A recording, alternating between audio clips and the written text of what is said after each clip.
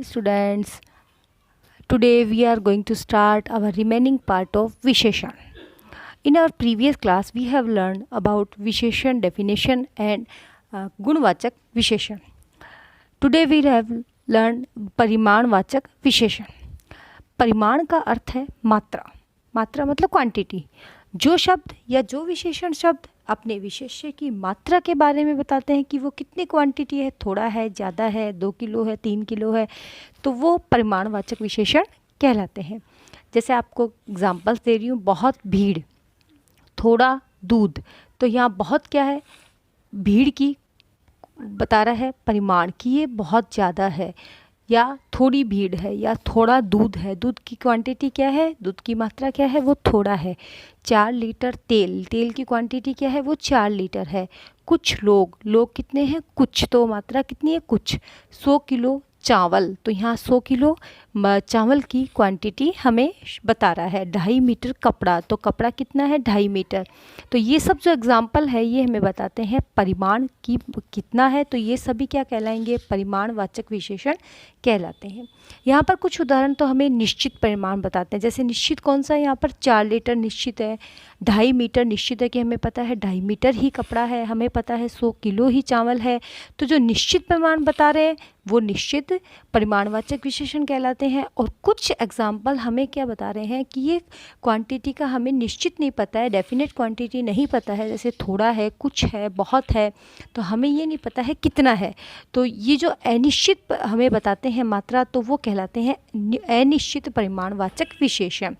यहाँ पर कुछ उदाहरण हमें निश्चित परिमाण का बोध कराते हैं. जैसे 4 लीटर, 100 किलो आदि विशेषण निश्चित परिमाणवाचक विशेषण होते हैं.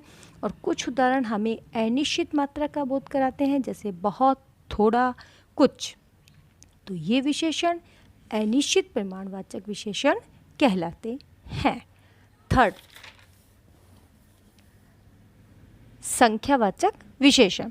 संख्या, संख्या मतलब वही मात्रा है, लेकिन यहाँ पर संख्या है कि कितनी नंबरिंग है, संख्या कितनी है.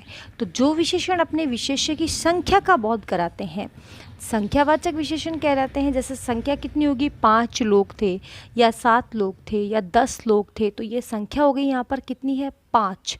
तो ये कौन सा विशेषण हो गया, संख्यावाचक विशेषण.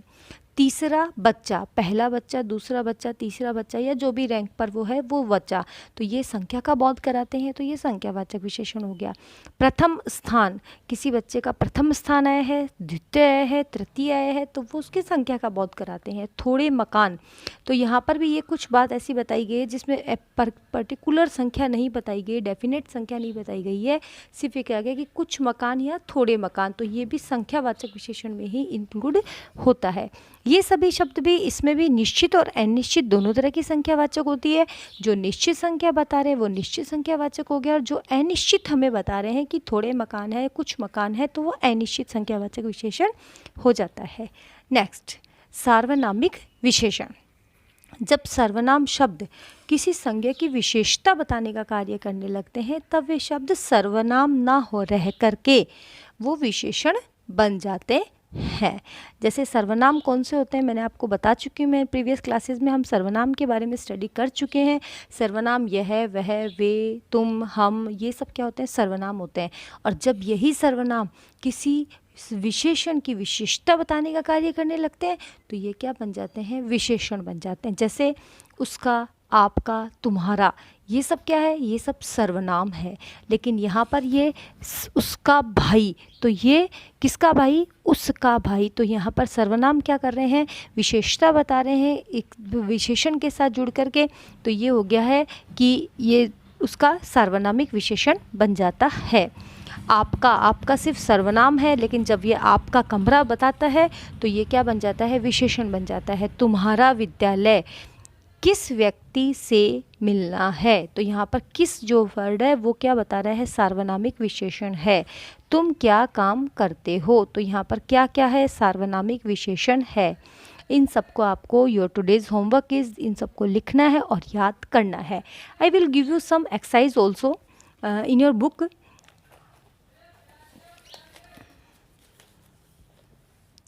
In your book, If you all have purchased your book, तो you can do your work in the book and send me pic from the book. कुछ यहाँ पर विशेषण दिए गए हैं, इनको आपको छांटना है और इसमें से आपको ये बताना है कि कौन सा विशेषण है.